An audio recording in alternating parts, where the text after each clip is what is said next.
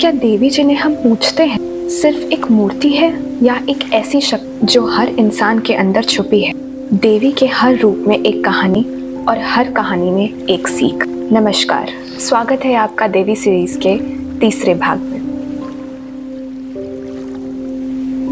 जब हम देवी नाम कहते हैं तो सिर्फ हम उनकी पूजा नहीं करते, हम उस शक्ति को याद करते हैं जो हर मुश्किल घड़ी में हमें लड़ना सिखाती है। लेकिन क्या आपने कभी सोचा है कि देवी के हर रूप का असली मतलब क्या है?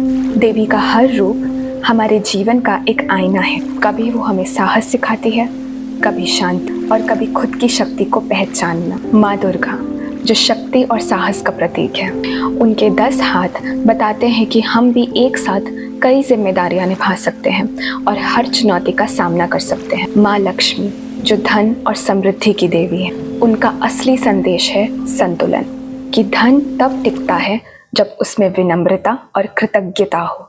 That means humility and gratitude. माँ सरस्वती जो ज्ञान, बुद्धि और कला की देवी हैं, वे हमें सिखाती हैं कि सही निर्णय और विकास के लिए ज्ञान सबसे जरूरी है। माँ काली समय और परिवर्तन का रूप है।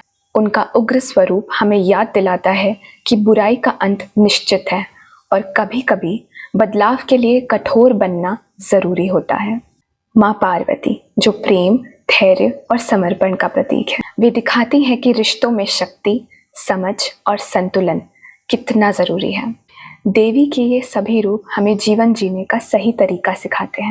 कभी साहसी बनना, कभी शांत रहना, कभी सीखना और कभी गलतियों को खत्म करना। और हाँ, एक और संदेश, जीवन में हम जितनी भी गलतियां करें, हमें हर गलती से सीख मिलती है और अगर हम समय के साथ उन गलतियों को सीख लें तो हमारी आगे आने वाली चुनौतियां आसान होने लगती हैं।